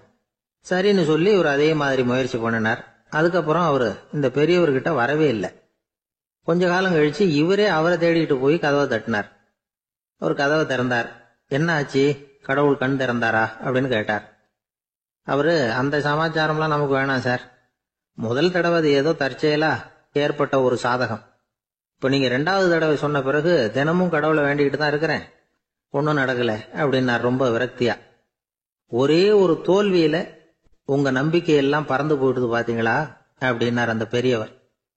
எல்லாம் நல்ல விதமா நடக்கிற வரைக்கும் நம்பிக்கை, எதிர்பார்த்தது தோல்வியில முடிஞ்சுட்டுதுன்னா அவநம்பிக்கை. மற்றவர்கள் பேர்ல வைக்கிற நம்பிக்கை எந்த நேரத்திலையும் விவகாரமாகி விடக்கூடிய சாத்தியம் உண்டு. நாம நம்பிக்கை வைக்க வேண்டியது நம்ம கிட்ட தான். நமக்குள்ள இருக்கிறார் கடவுள். எனவே நம்ம பேர்ல நாம வைக்கிற நம்பிக்கை தான் உண்மையான கடவுள் பக்தி. நிபந்தனையற்ற நம்பிக்கையா அது இருக்கணும். எல்லாம் நல்லபடியா நடந்துகிட்டு இருந்தா எந்த முட்டாளுக்கும் நம்பிக்கை வரத்தான் செய்யும் அப்படிங்கிறது ஒரு பெரியவர் கருத்து. தியானத்தின் மூலமா தான் உனக்குள்ள ஆழமா தோண்டுனா உன்னுடைய அடி ஆழத்துல நம்பிக்கை அப்படி ஊற்றெடுக்கும், அதை பார்க்க முடியும் அப்படிங்கிறது பெரியவர்கள் சிந்தனை. ஒரு குழந்தை அப்பாவை பார்த்து என்னப்பா பண்றேன்னு கேட்டுதான். பிரார்த்தனை பண்ணிட்டு இருக்கிறேன்னாராம் அப்பா. பிரார்த்தனை பண்ணுனா என்ன கிடைக்கும் அப்படின்னு கேட்டுதான் குழந்தை. எல்லாம் கிடைக்கும் அப்படின்னாராம் அப்பா. நீ வச்சிருக்கிறிய பேனா அது கூட கிடைக்குமான்னு கேட்டுதான் குழந்தை. கிடைக்குமேன்னு இருக்கார். அப்படின்னா அந்த பேனாவை என்கிட்ட கொடுத்துரு, நீ பிரார்த்தனை பண்ணி வேற பேனா வாங்கிக்கோ அப்படின்னு தான் அந்த குழந்தை. ஒரு நாள் ஒரு 10-15 பள்ளிக்கூடத்து பிள்ளைங்க தேடிட்டு வந்தாங்க. உங்களை பார்த்துட்டு தான் போகணும், அதுக்காக தான் வந்திருக்கோம்னாங்க. என்ன விஷயம்னு கேட்டோம். நாங்கள்லாம் கூடி ஒரு முடிவு பண்ணியிருக்கிறோம், அதை உங்ககிட்ட சொல்லணும் அப்படின்னாங்க. அதுவும் ஒரு வாண்டு பையன் அதை சொன்னான். என்ன முடிவு அது அப்படின்னு கேட்டோம் ரொம்ப ஆர்வமா. அதை இப்போ சொல்ல மாட்டோம், எங்களுக்கு பிடிக்கிற மாதிரி ஏதாவது ஒரு தகவல் சொன்னால் அதுக்கப்புறம் நாங்கள் அதை சொல்கிறோம் அப்படின்னா அந்த வாண்டு பையன். சரி, சின்ன பையன்கிட்ட இன்னைக்கு வசமாக மாட்டிக்கிட்டோம் அப்படின்னு நினச்சிக்கிட்டு அவங்களுக்கு தகுந்த மாதிரி ஒரு கதை சொல்ல ஆரம்பித்தோம். அது என்ன கதைன்னா, ஒரு பெரிய காடு, அதில் பலவிதமான மிருகங்கள். அந்த காட்டுக்கு ஒரு சிங்கம் தான் ராஜா. எப்பவும் காட்டுக்கு அதுதானே ராஜா. ஒரு பெரிய யானைக்கு இது பொறுக்கலை. என்ன இது, எப்போ பார்த்தாலும் இங்கே சிங்கத்துக்கே ராஜா பதவி கிடைக்குது, நான்லாம் எவ்வளவு பலசாலியாக இருக்கிறேன், அப்படி இருந்தும் எனக்கு அந்த பதவி கிடைக்கலையே அப்படின்னு தனக்குள்ளே பொறுமிக்கிட்டே இருந்தது. ராஜா பதவியை நினச்சி ரொம்ப ஏக்கம், அதுக்கு பதவி மோகம். இந்த சமயம் பார்த்து ஒரு குள்ள நரி கூட்டம் அதை தேடிட்டு வந்தது. ஐயா பெரியவங்களே, நீங்கள் இந்த காட்டுக்கு ராஜாவாக இருக்க ஆசைப்படுறீங்க, அதில் ஒன்றும் தப்பு இல்லை. ஆனால் அதுக்கு முன்னாடி நீங்கள் எங்கள் கூட்டத்துக்கு கொஞ்ச நாள் தலைவராக இருங்க, அதாவது ராஜாவாக இருங்களேன், உங்களுக்கும் ஒரு ட்ரைனிங் கிடைச்சது மாதிரி இருக்கும் அப்படின்னு சொல்லியிருக்குது இந்த கூட்டம், குள்ள நரி கூட்டம். இதை கேட்ட உடனே யானைக்கு ரொம்ப சந்தோஷம் தாங்கலை. அதுதான் எப்போன்னு பதவிக்காக காத்துக்கிட்டு இருக்குதே. இருந்தாலும் கொஞ்சம் பிகுவோட, சரி நீங்கள்லாம் இவ்வளவு தூரம் என்ன தேடிட்டு வந்து கேட்கறதுனால மறுக்க முடியல அப்படின்னு ரொம்ப ஏதோ அவளுக்கு சிரமப்பட்டு ஒத்துக்கிறது மாதிரி ஒத்துக்கிட்டது. ஏதோ உங்கள் ஆசைக்கு கட்டுப்படுறேன், கொஞ்ச நாள் உங்கள் கூட்டத்துக்கு ராஜாவாக இருக்கிறதுக்கு சம்மதிக்கிறேன் அப்படின்னுது. உடனே அந்த யானை ராஜ நட போட ஆரம்பிச்சுட்டுது. யானை சாதாரணமாக நடந்தாவே எப்படி இருக்குங்கிறது நமக்கு தெரியும். அதுவே ராஜ நட நடந்தால் எப்படி இருக்கும் கற்பனை பண்ணி பாருங்க. யானை முன்னாடி கம்பீரமாக போய்கிட்டு இருக்குது, தலைவர் இல்லையா, அதனால குள்ள நரிகள்லாம் ரொம்ப அடக்கமாக அது பின்னாடி அணிவகுத்து போயிட்டு இருக்குது. ராஜா வாழ்க, மன்னர் வாழ்க அப்படின்னு கோஷம் வேற. யானைக்கு தலைகால் புரியல, அவ்வளவு சந்தோஷம். அந்த யானைக்கு செருக்கு ஆணவம் எல்லாம் ஏற்பட்டு போச்சு. அதுக்கப்புறம் அது தரையை பார்க்குமா, நிமிர்ந்து நடக்க ஆரம்பிச்சுட்டுது. தரையை பார்க்கறதே இல்லை. அப்படி போயிட்டு இருக்கிறப்போ ஒரு சதுப்பு நிலத்துல திடீர்னு காலை வச்சுட்டுது. அவ்வளவுதான், கால் உள்ள போட்டுது. இன்னொரு காலை எடுத்து வச்சுது, அதுவும் உள்ள போட்டுது. அந்த 2 காலையும் எடுக்கிறதுக்காக அடுத்த 2 காலையும் அழுத்திச்சு, அதுவும் உள்ள போக ஆரம்பிச்சுட்டுது. இப்ப 4 காலம் வசமா சேத்துல அழுந்தி போச்சு, எடுக்க முடியல. குள்ள நரிகள்லாம் அதை சுத்தி சுத்தி வந்தது. சிலது சுத்தி நின்று டான்ஸ் ஆட ஆரம்பிச்சுட்டுது யானையை பார்த்துட்டு. இதை யானை பார்த்தது. என்ன இது, தலைவர் நான் தவிச்சுக்கிட்டு இருக்கிறேன், தொண்டர்கள்லாம் சுத்தி நின்று வேடிக்கை பார்த்துக்கிட்டு இருக்கிறீங்க, டான்ஸ் ஆடுறீங்க அப்படின்னு கேட்டுதான். தொண்டர்களே, தலைவர் நான் தவிச்சுக்கிட்டு இருக்கிறது உங்களுக்கு தெரியலையா? இப்போ உடனே உங்க தலைவரை காப்பாற்ற வேண்டியது உங்க கடமை இல்லையா அப்படின்னு கத்துச்சான் அந்த யானை. குள்ள நரிகள்ல ஒன்று முன்னாடி நின்று அந்த யானையை பார்த்துதான், தலைவரே எங்களுக்கு ரொம்ப நாளா ஒரு ஆசை, அந்த ஆசையை நிறைவேற்றிக்கிறதுக்காகத்தான் உங்களை எங்க தலைவரா ஏத்துக்கிறோம்னு சொன்னோம் அப்படின்னு தான். என்ன ஆசைன்னு கேட்டிருக்கு யானை. யானை கறி சாப்பிட்டு பார்க்கணுங்கிறது எங்களுக்கு ரொம்ப நாள் ஆசை, அது இன்னைக்கு தான் நிறைவேற போகுது அப்படின்னு தான் அந்த நரி. இதை கேட்ட உடனே அந்த யானை அப்படியே மூர்ச்சி ஆயிட்டு தான். நரிகள்லாம் அது மேலே ஏறி குதற ஆரம்பிச்சுட்டு தான். பதவி மேலே இருந்த பேராசை அந்த பலசாலியான யானையையே மாட்டி விட்டுட்டு பாத்தீங்களா அப்படின்னு சொல்லி முடிச்சோம் இந்த கதையை அந்த சின்ன பிள்ளைங்க கிட்ட. சரிங்க, இப்போ நாங்கள் உங்களை தேடி வந்த விஷயம் என்னங்கிறத சொல்லவா அப்படின்னா ஒரு வாண்டு பையன். சீக்கிரம் சொல்லு தம்பி, சஸ்பென்ஸ் தாங்கலை அப்படின்னோம். அவன் மெதுவா எங்களை பார்த்து சொல்றான், எங்களுக்கு கொஞ்ச நாள் நீங்க தலைவரா இருந்தா தேவலை அப்படின்னு. ஒரு பெரிய அரசன் இந்த உலகம் பூராவையும் ஆண்டுகிட்டு இருந்தான். ரொம்ப காலம் அப்படி அரசாட்சி பண்ணிட்டு இருந்தான். திடீர்னு அவனுக்கும் சில எதிரிகள் முளைச்சாங்க. அவங்கெல்லாம் ஒன்று சேர்ந்து இவனை தோற்கடிச்சுட்டாங்க. தோத்து போனதும் இவனுக்கு பயம் வந்துட்டுது, எங்கே எதிரிகள் நம்ம கொண்டுடுவாங்களோ அப்படின்னு. வெளியில வந்தா தனக்கு ஆபத்துன்னு பயந்துகிட்டு யாருக்கும் தெரியாம ஒரு குகைக்குள்ள போய் பதுங்கி கிடக்குறான். நிலைமைய பாருங்க. முதல் நாள் அரண்மனையில அதிகாரம் பண்ணிக்கிட்டு இருந்தவன் மறுநாள் குகையில பயந்து போய் பதுங்கி கிடக்குறான். ராத்திரி நேரம் வந்தது, பசி வயத்தை கிள்ளுது, பிச்சை எடுத்து சாப்பிட வேண்டிய நிலைமை. பிச்சை எடுக்கிறதுக்கு பாத்திரம் வேணுமே, என்ன பண்றது அப்படின்னு அங்கேயும் இங்கேயும் பாக்குறான். ஒரு மூலையில யாரோ விட்டுட்டு போன ஒரு ஓடு கிடக்குது, அதை எடுத்துக்கிட்டு புறப்பட்டான். இருட்டுல வழி புரியல, ஏதோ ஒரு யூகத்துல காலை மெதுவா எடுத்து வச்சு நடந்து போயிட்டு இருக்கிறான். வழியில ஒரு கருப்பு நாய் படுத்து கிடந்தது. இருட்டுல அவன் இது கண்ணுக்கு சரியா தெரியல, அவனுக்கு தவறி போய் காலை வச்சுட்டான் அது மேல. நாய் சும்மா இருக்குமா, வள்ளுன்னு உழுந்து கடிச்சு விட்டுது. காலை பாக்குறான், காலத்தையும் நினைச்சு பாக்குறான். அரண்மனையில வந்து வீரக்கழல் அணிந்த காலை உடைய மன்னா அப்படின்னு புகழ்வாங்களே புலவர்கள்லாம். ஆனா அது இன்னைக்கு நாய் கடிச்ச காலம் ஆயிட்டுதே அப்படின்னு நினைக்கிறான். அது மட்டும் இல்ல, முன்னாடி எல்லாம் பொற்கிண்ணங்கள்ல தான் அவன் சாப்பிடுவான். ஆனா இப்போ உடைஞ்சு போன ஓட்டு, அது ஓட்டை வந்து கையில வச்சுக்கிட்டு நிக்கிறான். அதுல ஏதாவது யாராவது சாப்பாடு போடுவாங்களான்னு. முன்னாடி எல்லாம் நிறைய பேர் அரண்மனைக்கு வருவாங்க. அரசருக்கு காணிக்கைன்னு சொல்லி இவன் காலடியில கொண்டாந்து கொட்டுவாங்க. அப்போல்லாம் இவன் அந்த ஜனங்களுடைய முகத்தை திரும்பி கூட பாக்குறது இல்ல, ரொம்ப கர்வமா உட்காந்துருப்பான். அதே ஆளு இன்னைக்கு எல்லார் கண்ணிலையும் படுறது மாதிரி பிச்சை எடுத்துக்கிட்டு இருக்கிறான். அப்போலாம் காணிக்கைகளை வந்து தன்னுடைய கையால வாங்குறது தனக்கு கௌரவ குறைச்சல்னு நினைச்சு தன்னுடைய வேலைக்காரங்களை விட்டு தான் அதை வாங்க சொல்லுவான். இப்போ பாத்தீங்கன்னா அவனே தன் கையாலேயே பிச்சை வாங்குறான். நினைச்சு பாருங்க, அந்த மனுஷன் முத நாள் அரசன், மறுநாள் பிச்சைக்காரன். எவ்வளவு வித்தியாசம்! செல்வம் தான் இப்படி ஒரு வித்தியாசம் ஏற்படுறதுக்கு காரணம். அப்படிப்பட்ட செல்வம் வாழ்க்கையை நடத்துறதுக்கு நமக்கு தேவைதான். ஆனா அதையே நாம் அடைய வேண்டிய பயனா நினைக்கிறோம் பாருங்க, அதுதான் வேடிக்கை. இத வந்து நம்மாழ்வார் அழகா ஒரு பாசுரத்துல சொல்றார். ஒரு நாயகமாய் ஓட உலகுடன் ஆண்டவர், கருணாய் கவர்ந்த காலர், சிதைகிய பானையர், பெருநாடு காண இம்மையிலே பிச்சைதாம் கொள்வர், திருநாரணன் தாழ் காலம் பெற சிந்தித்து உய்மினோ அப்படிங்கிறார் நம்மாழ்வார். ஒரு பெரிய பணக்காரர் ஒரு துறவிகிட்ட போய், சாமி என்கிட்ட நிறைய பணம் இருக்கு, இருந்தாலும் நிம்மதி இல்ல, என்னால நிம்மதியா இருக்க முடியல, என்ன காரணம்னு கேட்டாராம்.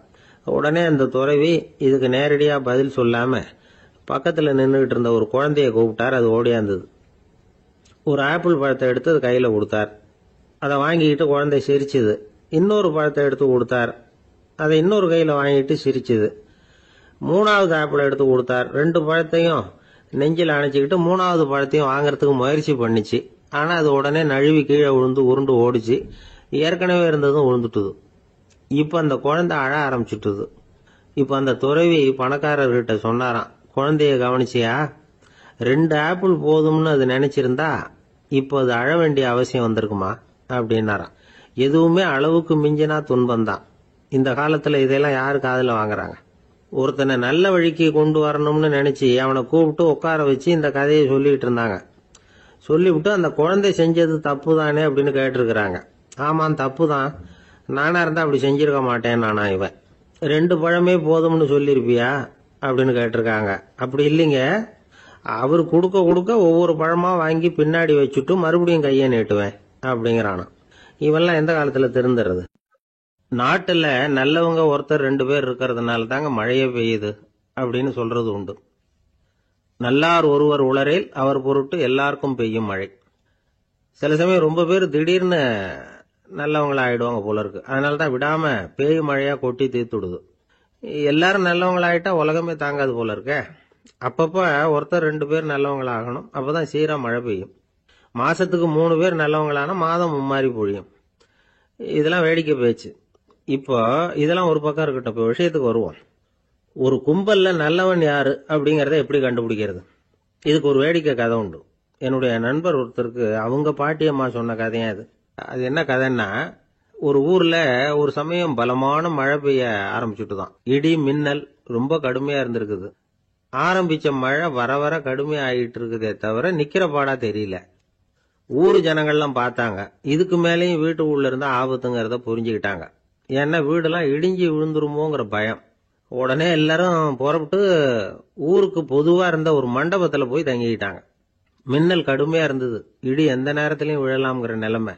எப்போ விழலாம்னு பாத்துக்கிட்டு இருக்குது. அந்த மண்டபத்துல இருந்த ஜனங்கள் மனசுக்குள்ள ஒரு பயம். நம்ம கூட்டத்துல யாராவது ஒரு கெட்டவன் பாவம் பண்ணவன் இருந்தா கூட இடி வந்து இந்த மண்டபத்துல விழுந்துரும், அது எல்லாருக்கும் ஆபத்து அப்படின்னு நினைச்சாங்க. சரி, இதுக்கு என்ன பண்ணலாம் அப்படின்னு யோசனை பண்ணாங்க. அந்த கூட்டத்துல ஒரு பெரியவர் இருந்தார். அவரு ஒரு யோசனை சொன்னார். இதோ பாருங்க, அதுக்கு ஒரு வழி இருக்கு. அதோ எதிர்த்தாப்புல கொஞ்சம் தூரத்துல ஒரு உயரமா மரம் ஒண்ணு இருக்கு பாருங்க. பொதுவா இடி வந்து சுலபமா விழறது அது மாதிரி உயரமான மரத்துல தான். நம்ம கூட்டத்துல இருக்கிறவங்க எல்லாரும் ஒவ்வொருத்தரா போய் அந்த மரத்தை தொட்டு விட்டு திரும்பி வந்துடணும். நம்மள பாவம் பண்ணவன் யாரோ அவன் அந்த மரத்தை தொடுற சமயத்துல இடி விழுந்துரும், அவன் மட்டும் போயிடுவான், மண்டபத்துல இருக்கிற நாமெல்லாம் பொழைச்சிக்கலாம் அப்படின்னு ஐடியா கொடுத்தாரு அந்த பெரியவர். இது நல்ல யோசனையா பட்டது. எல்லாரும் ஒத்துக்கிட்டாங்க. ஒவ்வொருத்தரா போய் அந்த மரத்தை தொட்டு விட்டு திரும்பி வந்தாங்க. இடி எதுவும் விழல.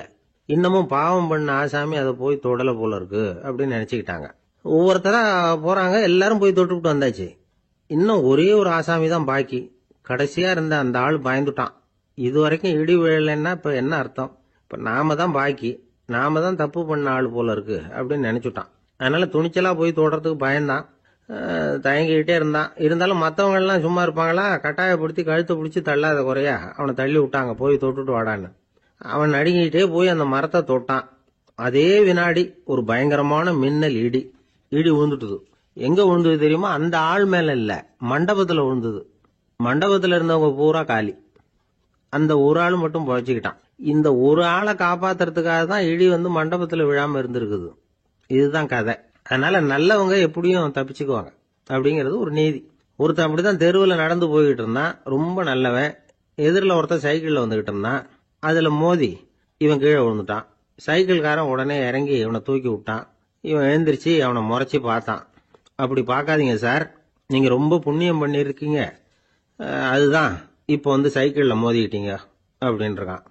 என்ன அப்படி சொல்றேன் நானா? இவன் 10 நிமிஷத்துக்கு முன்னாடி நான் லாரி ஓட்டிட்டு வந்தேன், அப்போ நீங்க எதிரில் வந்திருந்தீங்கன்னா என்ன ஆயிருக்கும் அப்படின்னானா அவன்.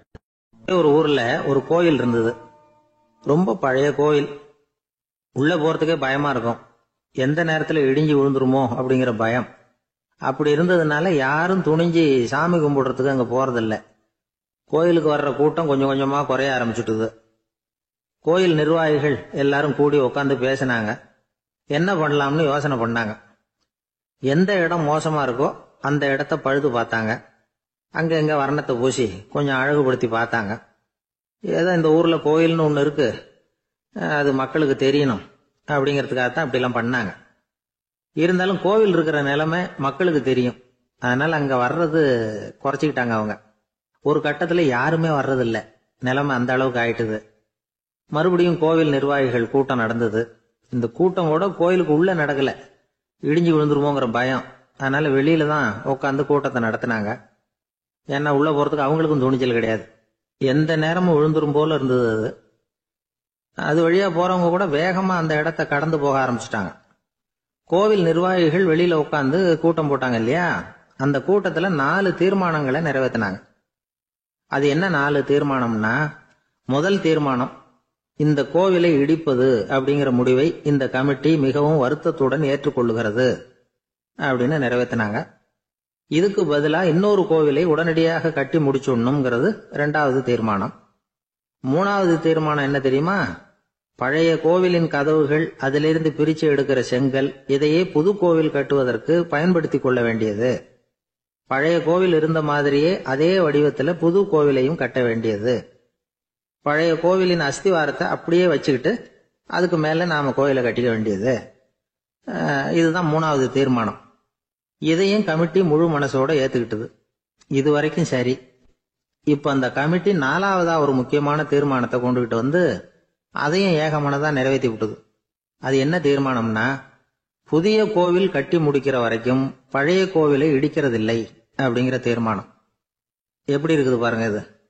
பழசை இடிக்காத வரையில அதே இடத்துல புதுசா எப்படி கட்ட முடியும்?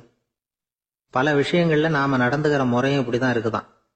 வாழ்க்கையில முன்னேறணும்னு ஆசைப்படுவோம், அதே நேரத்துல அந்த முன்னேற்றத்துக்கு எது தடையா இருக்கோ அதை விட்டு விடுறதுக்கும் மனசு வராது.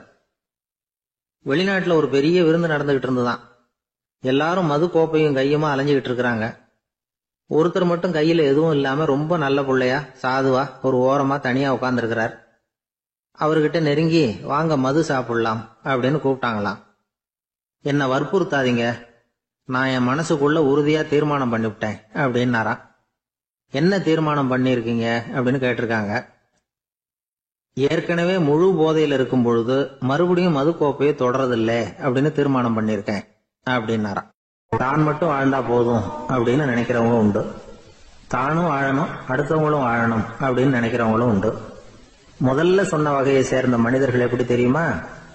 எப்படியாவது தான் மட்டும் வாழ்ந்தால் போதுங்கிற நினைப்பு தான் எப்பவும் அவங்களுக்கு இருக்கும். தங்களுடைய வளர்ச்சிக்கு எது தடையா இருந்தாலும் சரி, யார் தடையா இருந்தாலும் சரி, அதை அழிச்சுட்டு தான் மறுவேலை பார்ப்பாங்க. அவங்கெல்லாம் பாவ காரியங்களுக்கு தயங்குறதே இல்லை. அப்படிப்பட்ட வாழ்க்கை அவங்களுக்கே இடைஞ்சல அமைஞ்சு விடுறது உண்டு. அதை விளக்கறதுக்கு ஒரு கதையும் உண்டு. ஒரு ஊர்ல அப்படிப்பட்ட ஆள் ஒருத்தன் இருந்திருக்கான். நிறைய பாவங்களை செஞ்சவன். அதன் காரணமா நரகப்படுகொழியில விழுந்துட்டான். நரகப்படுகொழிங்கிறது ஒரு பெரிய கிணறு மாதிரி. ஏற்கனவே பாவம் செஞ்சவங்க நிறைய பேர் அதுல விழுந்து கிடக்குறாங்க. உள்ள ஏகப்பட்ட சத்தம், எல்லாம் அந்த பாவாத்மாக்கள் போடுற சத்தம். இப்ப விழுந்தானே, இவனும் சத்தம் போட்டான். இவன் போடுற சத்தம் கொஞ்சம் அதிகமா கேட்டுது. இந்த கிணத்துக்கு பக்கத்துல புத்தர் உட்கார்ந்துருக்கிறார். அவர் காதுல இவன் போடுற சத்தம் விழுந்தது. உடனே அந்த கிணத்தடிக்கு போனார். குனிஞ்சு பார்த்தார். சாமி என்னை காப்பாத்துங்க அப்படின்னு கத்தனா இவன். புத்தர் அவனை கொஞ்சம் கவனிச்சு பார்த்தார். மனித சமுதாயத்துக்கு அவன் என்னென்ன கெடுதல் பண்ணிருக்கிறாங்கிற விவரம்லாம் அவர் மனக்கண்ணில் தெரிஞ்சது. அவருக்கு எல்லாம் புரிஞ்சு போச்சு. இருந்தாலும் அவனை காப்பாத்துறதுக்கு ஏதாவது வழி உண்டா அப்படின்னு யோசிச்சார். அவன் தன்னுடைய வாழ்நாள்ல ஏதாவது நல்லது செஞ்சிருக்கானா அப்படின்னு பார்த்தார். ஒரே ஒரு சமயம் அவன் தன்னுடைய காலடியில மிதிபட இருந்த சிலந்தியை மிதிக்காமல் தாண்டி போயிருக்கிறான். இந்த ஒரு காரியத்துக்காக அவனை கரையேற்ற முடியுமா அப்படின்னு நினைச்சார். அவ்வளவுதான். உடனே அவர் கையில ஒரு சிலந்தி வந்து உட்கார்ந்துதான். அதுகிட்ட இருந்து நூல் இழை வெளிவர ஆரம்பிச்சது. அந்த நூல் இழை கிணற்று ஆழம் வரைக்கும் அப்படியே நீண்டுகிட்டே போச்சான். புத்தர் பார்த்தார். இந்த நூலை பிடிச்சுக்கிட்டு மேலே ஏறி வா அப்படின்னார். என்னங்க சொல்றீங்க, இந்த சிலந்தி நூல் என்ன தாங்குமான்னு கத்தனான். எல்லாம் தாங்கும், அதை பிடிச்சுக்கிட்டு ஏறி வா அப்படின்னார். சந்தேகத்தோடவே அவன் அந்த நூல் இழைய பிடிச்சி இழுத்து பார்த்தா ரொம்ப வலுவா இருந்தது. அவனுக்கு ஆச்சரியம். அதை பிடிச்சிக்கிட்டே மெதுவா மேல ஏறி வர ஆரம்பிச்சுட்டான். பாதி தூரம் ஏறி வந்திருப்பான். அப்ப அவன் காலுக்கு கீழே ஏதோ சத்தம். என்னன்னு குனிஞ்சு பார்க்கறான். கீழே கிடந்தவங்க சில பேரும் அந்த நூலை பிடிச்சி மேல வந்துகிட்டு இருக்கிறாங்க. இவனுக்கு கோபம் வந்துட்டுது. தன்னுடைய இடுப்புல வச்சிருந்த கத்தியை எடுத்து தன்னுடைய காலுக்கு கீழே நூல் இழைய அப்படியே வெட்டி விட்டுட்டான். இனிமே நாம மட்டும்தான் மேலே ஏறி வந்துடணும் அப்படின்னு நினைச்சுக்கிட்டான். ஆனா நடந்தது என்ன தெரியுமா?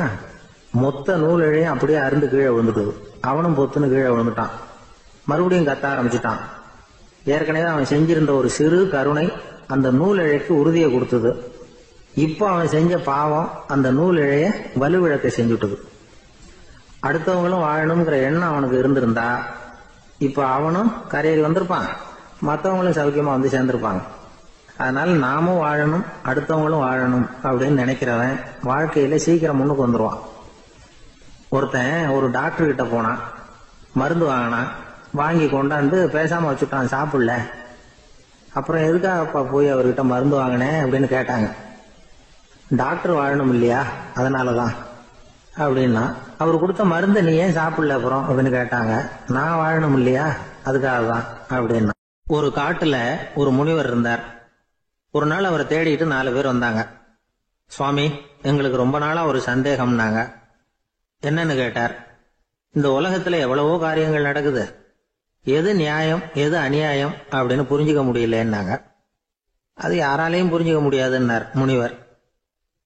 வந்தவங்களுக்கு ஆச்சரியமா போச்சு. ஒரு மாதிரியா பார்த்தாங்க. இத முனிவர் கவனிச்சார். சரி புறப்படுங்க என்னோடன்னார். எங்கன்னு கேட்டாங்க. இப்போ உங்க 4 பேரையும் ஒரு புஷ்பக விமானத்துல அழைச்சிட்டு போறேன். இந்த உலகத்துல சர்வசாதாரணமா நடக்கக்கூடிய ஒரு காட்சியை உங்களுக்கு காட்ட போறேன். நீங்க பார்க்க போற அந்த காட்சி நியாயமா அநியாயமா அப்படிங்கறத என்கிட்ட சொல்லணும். நீங்க சரியான பதில் சொன்னா புஷ்பக விமானத்துல தொடர்ந்து பிரயாணம் பண்ணலாம். தவறான பதில் சொன்னா இந்த புஷ்பக விமானம் உங்களை கீழே தள்ளி விட்டுரும் அப்படின்னார். 4 பேருக்கும் பயம்தான். இருந்தாலும் முனிவர் கூப்பிடுறாரு அப்படின்னு சொல்லி புறப்பட்டாங்க. அவங்க எல்லாரும் புறப்பட்டு ஒரு காட்டு வழியா போய்கிட்டு இருக்கிறாங்க புஷ்பக விமானத்துல. அங்க நடக்கிற ஒரு காட்சியை காட்டுறார் முனிவர். அதோ அங்க பாருங்கன்னார். அந்த விமானத்துல இருந்தபடியே எல்லாரும் கீழே குனிஞ்சு பாக்குறாங்க. அங்க ஒரு தாய் புலி அப்பதான் குட்டி போட்டிருக்கு. குட்டிகளை ஈன்ற உடனே பசிக்கு இறை தேடி அந்த பக்கமா வருது. அதே நேரம் ஒரு தாய் மான், அதுவும் அப்பதான் குட்டி போட்டிருக்கு. அதுவும் இதே மாதிரி குட்டிகளை ஈன்ற உடனே பசிக்கு இறை தேடி அந்த பக்கமா வருது. இப்ப அந்த புலி அந்த மானை அடிச்சு போட்டுடுது. அதுவும் சாப்பிடுது, குட்டிகளுக்கும் கொடுக்குது. இப்போ அந்த புலி குட்டிகள் முகத்துல மகிழ்ச்சி, தாயை இழந்த அந்த மான் குட்டிகள் முகத்துல துக்கம். இப்போ அந்த முனிவர் 4 பேர்கிட்டையும் கேட்கிறார். நீங்க இங்க பாத்தீங்களே, இதுல எது நியாயம் எது அநியாயம், ஒவ்வொருத்தரா சொல்லுங்க. உங்க பதில் சரியில்லைன்னா இந்த விமானம் உங்களை கீழே தள்ளி விட்டுரும், சொல்லுங்க பார்க்கலாம்னார். முதல்ல ஒருத்தன் சொன்னான், அந்த புலி செஞ்சது சரிதாங்க. அது பசிக்கு அதுதான் ஆகாரம். தன்னுடைய பசிக்கு தானே இறை தேடிக்கிட்டுது. அதுல என்ன தப்பு? அவ்வளவுதான். அதனால புலி செஞ்சது நியாயம்தான் அப்படின்னா. அவ்வளவுதான். அந்த விமானம் அவனை அப்படியே கீழே தள்ளி விட்டுட்டுது. அதனால அவன் கொடுத்த பதில் சரியில்லை அப்படிங்கிறது புரிஞ்சு போச்சு. இப்ப ரெண்டாவது ஆள் சொன்னான், புலி செஞ்சது பாவம், அந்த தாய்மான் என்ன தப்பு பண்ணிச்சு, இப்ப அந்த குட்டிகளுக்கு யாரு ஆதரவு, அதனால புலி செஞ்சது அநியாயம் அப்படின்னா. அவ்வளவுதான். அவனையும் கீழே தள்ளி விட்டுட்டுது அந்த விமானம். இந்த பதிலும் சரியில்லை அப்படின்னு ஆயிட்டுது. இப்ப மூணாவது ஆள் வந்தான். முதல்ல 2 பேர் கீழே விழுந்ததை பார்த்துக்கிட்டு இருந்தான். அதனால அவன் சொன்னான், ரெண்டுமே நியாயம்தாங்க. புலி இறை தேடினதும் இயற்கை, அதுக்கு மான் இரையானதும் இயற்கை, அதனால இதுல ஒன்றும் தப்பு இல்லைன்னா. அவ்வளவுதான். அவனையும் அந்த விமானம் கீழே பிடிச்சி தள்ளி விட்டுது. இப்ப 4வது ஆள் வந்தான். முனிவர் கேட்டார், நீயாவது சொல்லுப்பா, இந்த செயல்ல எது நியாயம்னார். அவன் தெளிவா பதில் சொன்னான். அதாவது என்ன சொன்னான்னா, எனக்கு தெரியல அப்படின்னா. அவனை விமானம் கீழே தள்ளல, சௌரியமா அழைச்சிட்டு போட்டுது. இவனும் பிரயாணம் சௌக்கியமா பண்ணானான். ஆக இதுதான் சரியான பதிலுங்கிறத முனிவர் உணர்த்தினார். இந்த கதையிலிருந்து நாம புரிஞ்சுக்க வேண்டியது என்னன்னா, இந்த உலகத்துல எவ்வளவோ காரியங்கள் நடக்குது. அதெல்லாம் ஏன் அப்படி நடக்குதுங்கிறதுக்கு எப்பேற்பட்ட பண்டிதராலும் பதில் சொல்ல முடியாது. தெரியாததை தெரியாதுன்னு ஒத்துக்கிட்டா வாழ்க்கை பிரயாணம் சுகமா இருக்கும். அதனால தேவையில்லாத விஷயங்களை புரிஞ்சுக்கிறதுக்கு நேரத்தை செலவு பண்ணிட்டு இருக்க கூடாது. வாழ்க்கையை குழப்பிக்க கூடாது. வாழ்க்கைக்கு தேவையானது என்னவோ அதை மட்டும் புரிஞ்சுக்கிட்டா போதும். இந்த காலத்து ஆள் ஒருத்தன் ஒரு பெரியவரை தேடி வந்தான். ஐயா, ஒரு சந்தேகம்னா.